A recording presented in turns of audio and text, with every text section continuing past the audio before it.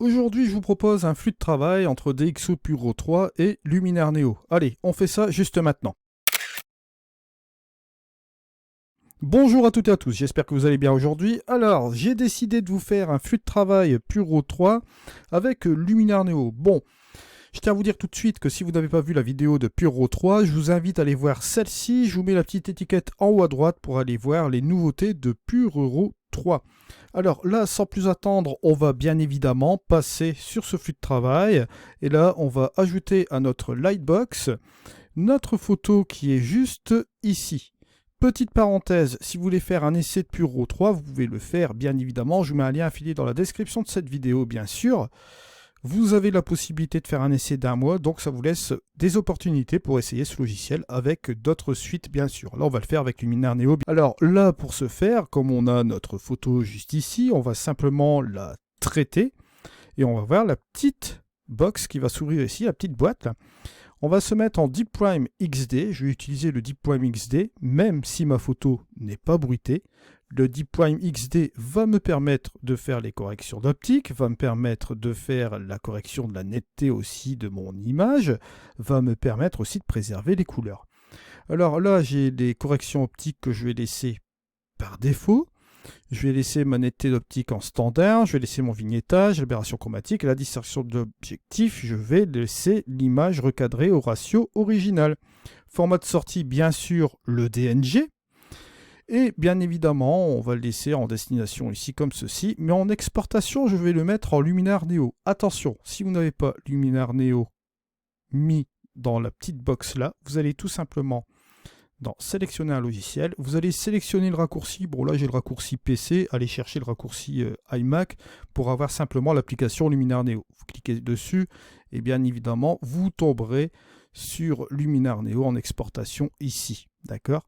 Ce qui vous permettra de faire l'optimisation de votre fichier RAW complètement dématricé avec la technique Deep Prime XD bien sûr et de forcément lancer ce fichier directement dans Luminaire Neo. Alors on va faire cela tout de suite. Et puis on va entendre en temps réel. Bon, vous voyez que ça va prendre un petit peu moins d'1 minute parce que forcément le fichier n'est pas trop bruité aussi également. Donc on va attendre cela bien évidemment. Hein. Et on va se rendre tout de suite dans Luminaire Neo. Vous allez voir que le tour de passe-passe, c'est pas mal du tout entre les deux logiciels. Ça marche relativement bien. C'est pour ça que je voulais vous faire un retour aujourd'hui sur ce flux de travail Puro 3 et Luminaire Neo. Vous allez voir que c'est vraiment intéressant.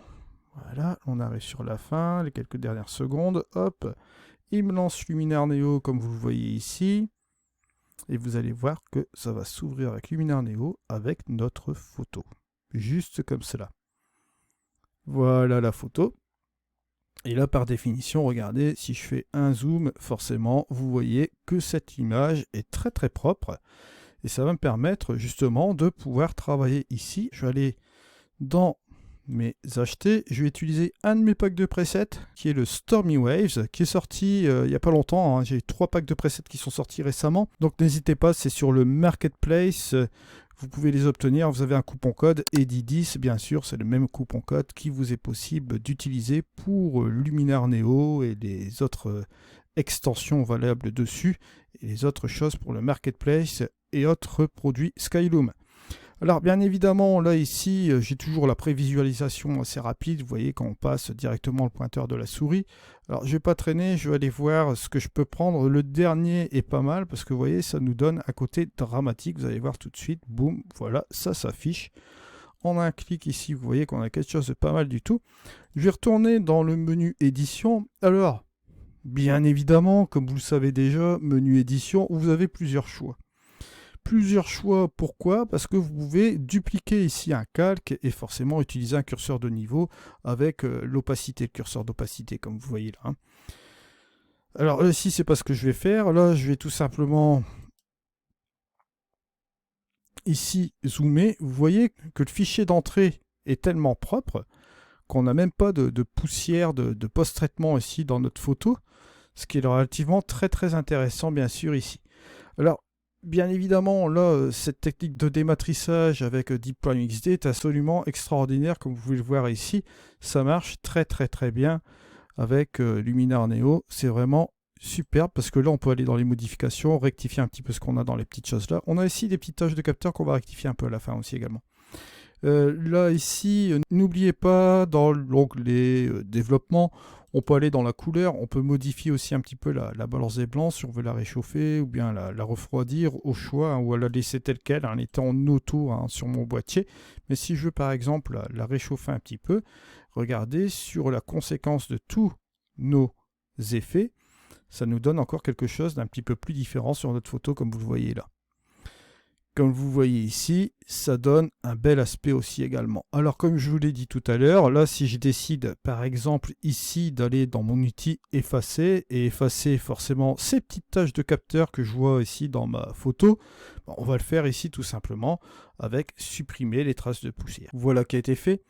Par contre, ce que je vois, c'est qu'il y en a une qui a été incrustée quand même là. Hein, j'en avais plusieurs, je ne sais pas si vous le voyez là. Bon, si je fais mon avant, vous voyez, et mon après, avant, après, on voit clairement qu'il y en avait deux qui étaient vraiment bien dissimulés là, là et là. Je ne sais pas si vous les voyez sur mon écran. Hop, il les a bien enlevés sans aucun problème. Par contre, il en a oublié une là. Donc, ça peut arriver. Hein. Vous faites ça et vous faites tout simplement effacer, puis ça l'enlève. Voilà, vous voyez, on est tranquille avec cela. Là, à vous de voir, hein, si vous voulez encore reprendre la main sur la photo, bien quoi, vous pouvez toujours le faire, bien sûr. J'ai oublié aussi un petit truc, au niveau du recadrage, vous pouvez faire un recadrage aussi également en 16/9 sans aucun problème, pour enlever une poubelle qui traînait aussi bien évidemment sur le côté là. Hop, on laisse un point de force sur la vague, tiens. Et là ici, on peut faire aussi un truc, se enlever, pourquoi pas la petite grue, allez hop, toujours le truc effacé, hein. Voilà. Enlever cela, pourquoi pas.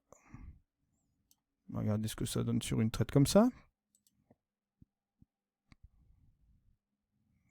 Voilà, ça marche relativement bien, vous voyez. Impeccable. On est sur quelque chose de pas mal du tout, comme ceci. Vous voyez, bon, là, je vous ai fait voir un flux de travail. C'était pour vous montrer un peu le tour de passe-passe entre DxO Puro 3 et Luminar Neo. Vous voyez que ça marche super bien. Je voulais ramener le retour d'expérience au niveau du traitement. Ça fait vraiment quelque chose de très très propre au niveau de la photo.